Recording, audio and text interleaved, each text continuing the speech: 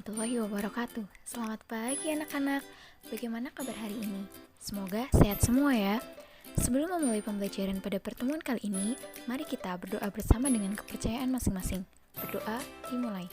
Selesai. Apa saja sih yang harus kita pelajari pada masa penjajahan bangsa barat di Indonesia? 1. Latar belakang penjajahan bangsa barat di Indonesia. 2. Kedatangan bangsa barat ke Indonesia. 3. Kebijakan-kebijakan diterapkan penjajah di Indonesia. 4. Dampak kebijakan pemerintah kolonial terhadap bangsa Indonesia. 5. Bentuk perlawanan bangsa Indonesia terhadap penjajahan kolonial barat. Mari kita saksikan video berikut ini. Tahukah kalian bahwa berbagai keunggulan lokasi terhadap kegiatan ekonomi, transportasi, dan komunikasi masyarakat Indonesia menjadi salah satu pendorong bangsa-bangsa asing datang ke Indonesia. Salah satu tujuan mereka yaitu untuk kegiatan ekonomi. Berbagai sumber daya alam yang tersedia di Indonesia, inilah yang menjadi daya tarik bangsa barat datang ke Indonesia. Mulai dari pertanian, perkebunan, bahan tambang, dan kekayaan laut.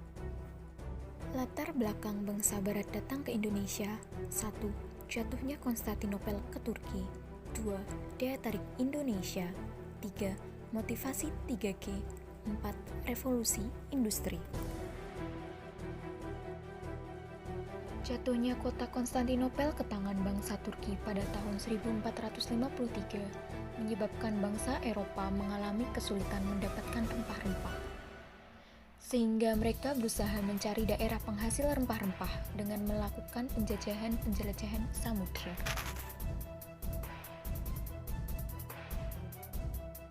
Yang kedua yaitu daya tarik Indonesia.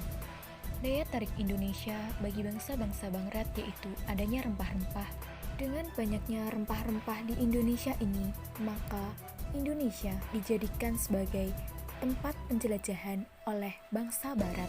Rempah-rempah tersebut meliputi cengkih, kemiri, merica, dan pala. Rempah-rempah ini digunakan untuk mengawetkan makanan, bumbu masakan, dan obat-obatan. Ketiga, yaitu motivasi 3G, Gold, Glory, dan Gospel. Gold artinya emas, yakni sebagai simbol kekayaan. Dalam memperoleh kekayaan ini dengan membeli rempah untuk dijual dengan harga yang menguntungkan.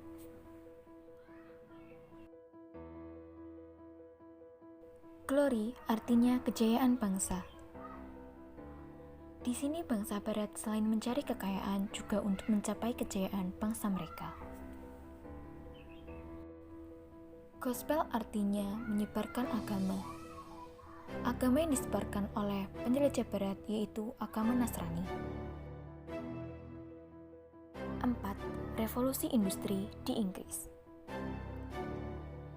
Revolusi industri ini merupakan pergantian tenaga manusia dan hewan dalam memproduksi barang menjadi tenaga mesin. Dengan adanya revolusi industri ini memerlukan bahan baku dan mencari daerah pemasaran. Dan negara Indonesia lah yang dijadikan tempat pencarian bahan baku.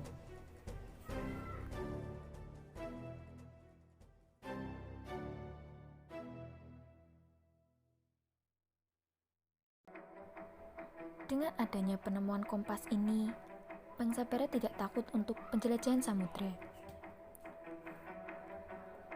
Selain itu, para penjelajah juga ingin membuktikan teori Kopernikus bahwa bumi itu bulat. Kedatangan bangsa barat ke Indonesia. Kedatangan bangsa barat di Indonesia ini oleh beberapa negara, yakni Belanda, Portugis, Spanyol, dan Inggris. Kedatangan bangsa barat ke Indonesia menyebabkan rakyat Indonesia semakin menderita akibat kebijakan-kebijakan yang kejam diterapkan oleh bangsa barat. Pendaratan bangsa Portugis di Malaka dan bangsa Belanda yang dipimpin oleh Cornelis de Houtman pada tahun 1596 untuk mencari rempah-rempah dan berdagang. Alfonso de Albuquerque, tokoh inilah yang membuat kawasan Nusantara dikenal Eropa. Dan dimulainya kolonisasi bangsa Portugis dan bangsa Eropa lain terutama Inggris dan Belanda. 1511 sampai 1526, Nusantara menjadi pelabuhan maritim penting bagi Portugis yang digunakan sebagai jalur akses menuju Sumatera, Jawa, Banda, juga Maluku. Pada tahun 1511, Portugis berhasil mengalahkan Kerajaan Malaka. Awal masuknya bangsa Inggris di Indonesia pada abad ke-17, yang mana abad tersebut bangsa Inggris sudah berpartisipasi dalam perdagangan India. Di daerah India tersebut, terutama India Timur, negara Inggris telah mendirikan kongsi dagang AIC atau East India Company. Dari perdagangan tersebut, Inggris mengetahui bahwa Indonesia merupakan negara berpotensi. Kedatangan bangsa Inggris dipelopori oleh Francis Drake dan Thomas Cavendish. Kedatangan bangsa Belanda di Jakarta. Seorang pelaut Belanda, Cornelis de Houtman, memimpin ekspedisi ke Indonesia.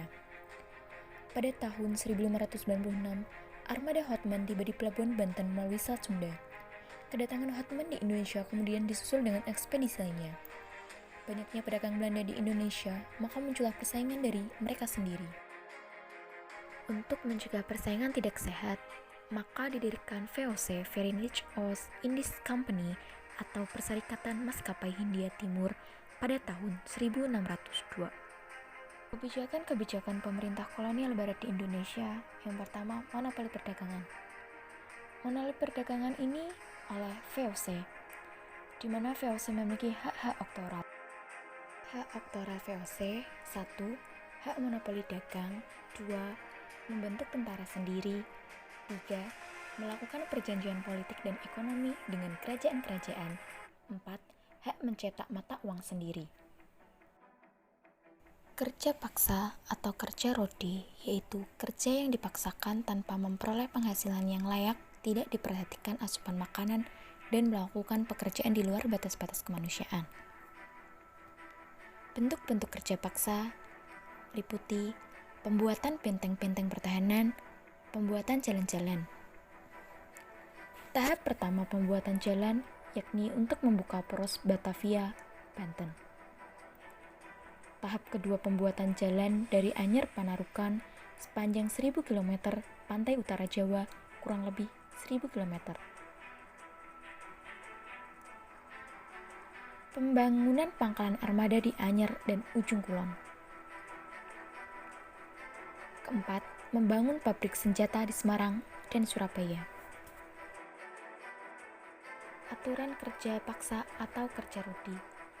Dalam proses kerja paksa, ketika pembuatan jalan raya Anyer Panarukan, rakyat dipaksa bekerja tanpa diberi upah ataupun makanan. Apabila rakyat membangkang dan ketahuan melarikan diri, akan ditangkap dan disiksa. Lama kerja rodi yang ditentukan adalah 12 jam dalam sehari. Namun kenyataan waktu kerja ditambah terus-menerus. Dampak kerja paksa bagi bangsa rakyat Indonesia.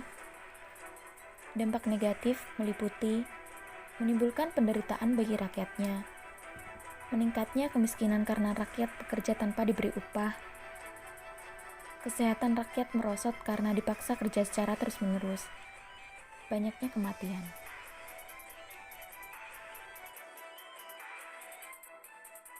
Sistem sewa tanah Raffles. Pada tahun 1811 sampai 1816, Inggris menguasai Indonesia dengan dipimpin Letnan Gubernur Thomas Stanford Raffles. Salah satu kebijakan terkenal Raffles adalah sistem sewa tanah atau land rent, sistem atau land lease stelsel. Ketentuan sistem sewa tanah. 1. Petani harus menyewa tanah meskipun dia adalah pemilik tanah. 2. Harga sewa tanah tergantung pada kondisi tanah. 3. Pembayaran sewa tanah dilakukan dengan uang tunai. 4. Bagi yang tidak memiliki tanah dikenakan pajak kepala. Sistem sewa tanah memberatkan rakyat dan rakyat seperti tidak memiliki tanah atau kehilangan hak atas kepemilikan tanah.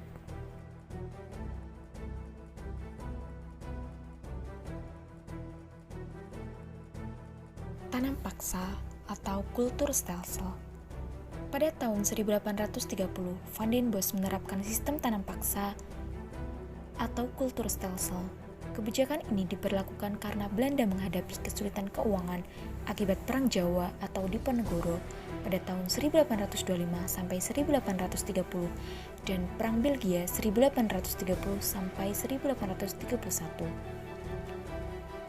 Tanam paksa merupakan peraturan yang dikeluarkan Gubernur Jenderal Johannes van den Bosch pada tahun 1830 yang mewajibkan setiap desa menyisihkan sebagian tanahnya 20% untuk ditanami komoditi ekspor, khususnya tebu, kopi, dan nila.